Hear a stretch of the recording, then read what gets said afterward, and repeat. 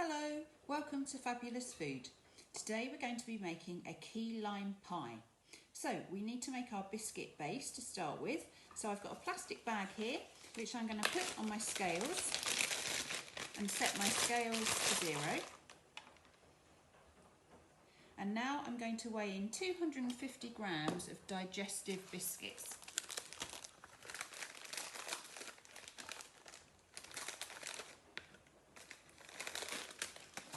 So I've got 250 grams of digestives. So spread the biscuits out a bit in the bag so you can get to them all, but don't tie the top of the bag up because that will make it like a packet of crisps and it will pop when you begin to crush your biscuits. So you need to get a rolling pin and just gently start working on the biscuits to break them down. Shake them away from the top of the bag if they look like they're going to escape. Turn the bag over because you find there's a lot of big bits of biscuit underneath. And just keep going until you get fine breadcrumbs. So now I'm happy with the crumb on the biscuit, I'm going to move on to melting the butter.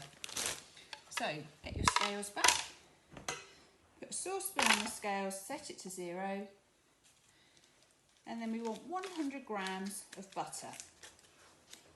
If you've chosen to use biscuits that have got a cream in them, like Oreos or Bourbons or that kind of a biscuit, you only want half the amount of butter because you've got all the fat in the cream of the biscuits.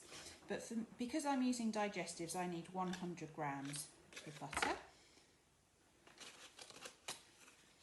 And I'm going to put that on the hob, but just on a low heat so that it melts, but the butter doesn't begin to boil or burn. So my butter's melted now. I'm going to tip in my biscuit.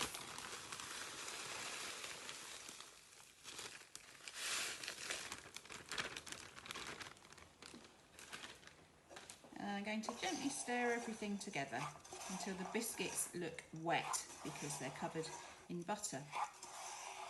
So just gently from the outside into the middle of the pan, and then it won't spill over the edge. So I'm happy with that now. So I get my container that I'm going to make my key lime pie in, tip the biscuit crumbs in,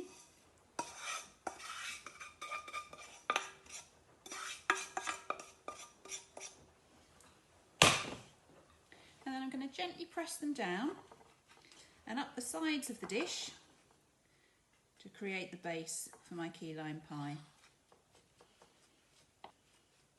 So once you've got a nice edge all the way round, then you can make your base good. So just press it down like that.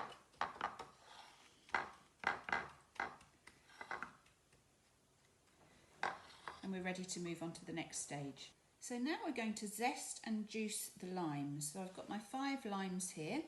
You can use a microplane to zest your limes, or you can use a grater, and you want to choose the smallest holes on your grater. Don't use these ones here, they're meant for nutmeg, and if you zest your limes on there, they'll get stuck in there.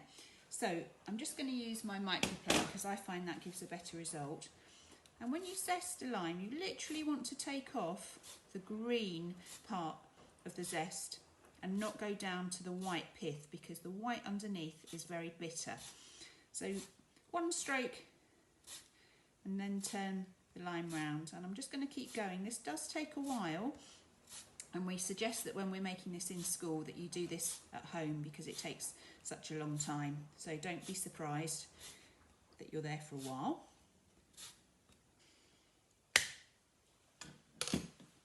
There, so that's the zest from the 5 limes. Now we need to juice them. So I'm just going to move the zest aside and cut the limes in half. So we're going to use a bridge hold over the lime from the tip to the base.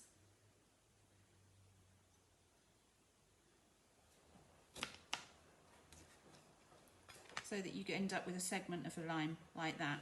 It's important not to cut the lime in that direction because you won't be able to get the juice out of it.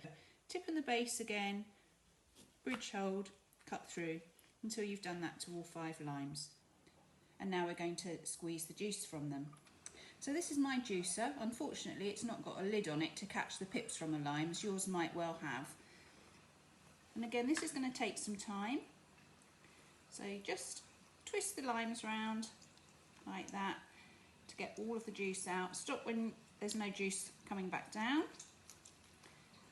Your lime looks like that. So do that for all 10 halves of your lime. So you might find that depending on the style of your juicer, it gets full up and there's no more space to juice. And if that happens, just empty the juicer into a little bowl so you've still got some space to juice the rest of your limes. So I've got the zest from my limes and the juice from my limes, and we're ready to move on to stage 4. So you need a nice big bowl, and into your bowl you're going to empty your carton of double cream.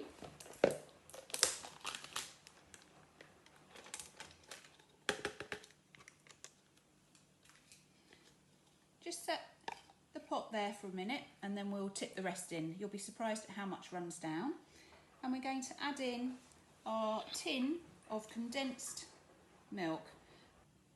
Make sure you've got condensed milk and not caramel. Caramel you use for banoffee. We need condensed milk for this recipe.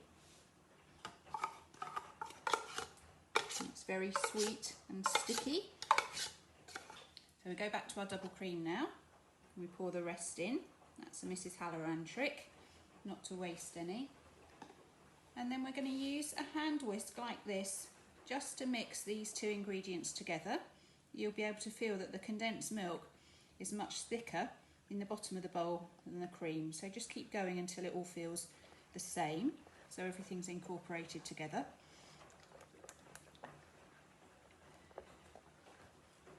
And now we're going to add our lime juice and zest and watch while it magically thickens.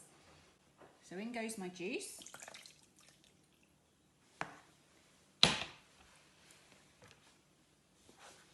In goes my zest.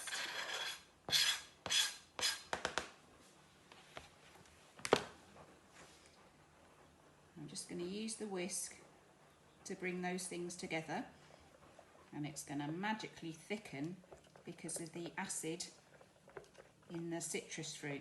Look at that. It's a good trick.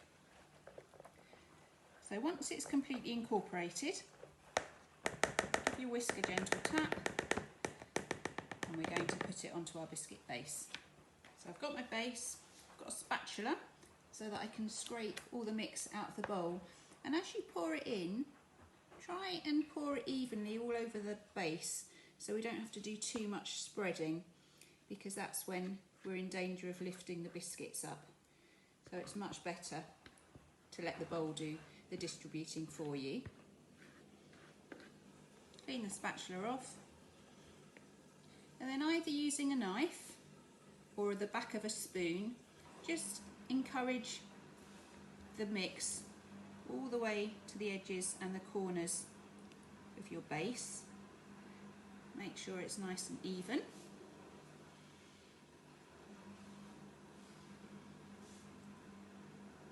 Like that.